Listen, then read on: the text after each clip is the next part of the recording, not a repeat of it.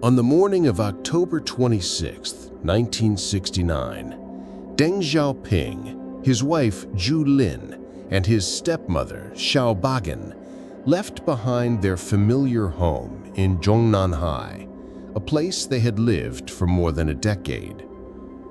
They were flown by special plane to Nanchang, Jiangxi province.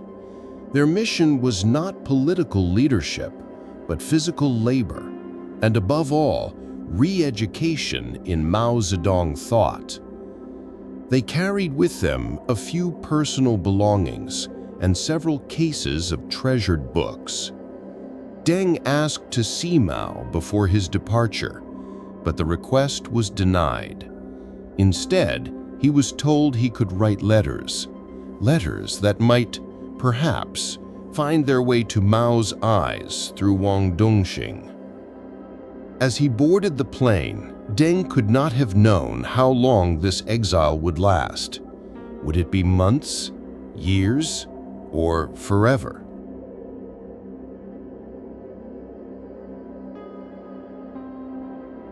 In Jiangxi, Deng faced strict limitations. He was barred from classified materials. He was cut off from officials, except for those specifically designated to watch over him. Yet one detail gave him hope. He remained a member of the party, not cast out, not yet condemned as an enemy. In fact, shortly before leaving Beijing, Deng had completed a round of self-criticism. And though Mao insisted on his re-education, Deng and his family were no longer treated as class enemies. A quiet conversation with Wangdongxing on the eve of Deng's departure left him a final glimmer of optimism. Their home in Zhongnanhai, he was told, would remain waiting for them, empty, untouched, until their return. Deng, ever pragmatic, confided to investigators on arrival in Nanchang, "I'll be coming out eventually. I can still work for the party another 10 years." He was wrong only in his modesty. Deng would serve for nearly 2 decades more.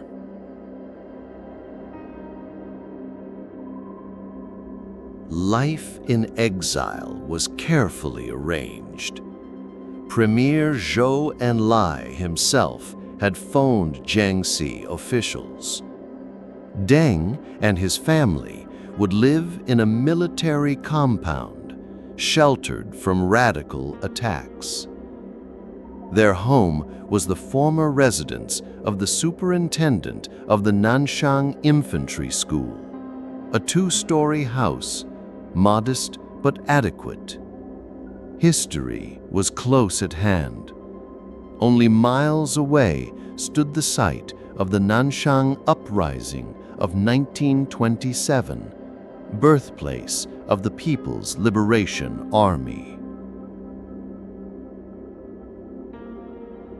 Each day in Jiangxi began at 6:30 a.m. Deng, recalling his old military discipline, would wash his head and face with icy water, believing it toughened him against the cold. Then came the ritual of re-education, an hour of compulsory reading from Mao's works. Deng complied silently, discussing politics only when instructed. After breakfast, Deng and Zhu Lin walked a kilometer to the county tractor repair station. There, Deng worked as a machinist, performing low-level tasks, much as he had in the French factories of his youth. Workers knew who he was, but Deng asked them to call him simply Old Deng. At home, his stepmother prepared meals.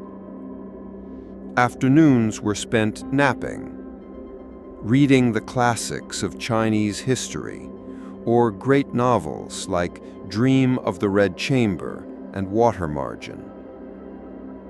Later, with the help of his son Pufeng, they listened to radio broadcasts, even shortwave, small windows into the outside world.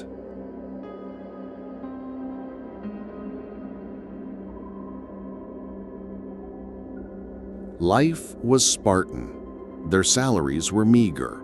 They raised chickens for eggs and meat. Deng smoked fewer cigarettes, gave up wine, except for one glass of cheap local vintage at lunch. And yet, despite hardship, Deng did not sink into despair.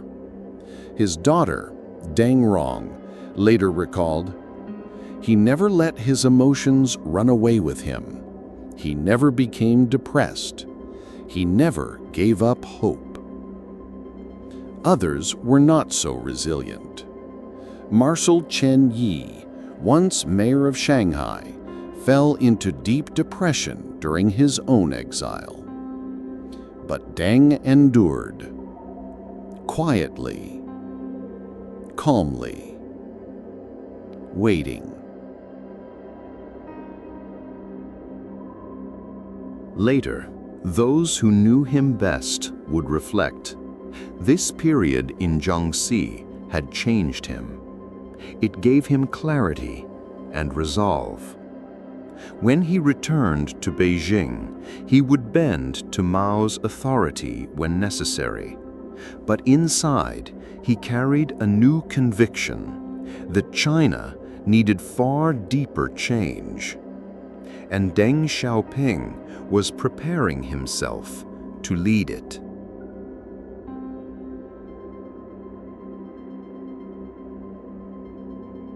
This was the chapter of banishment and return, a story of exile, endurance, and quiet determination. When we continue, we will see how Deng's return to power would shape not only his destiny, but the destiny of modern China itself.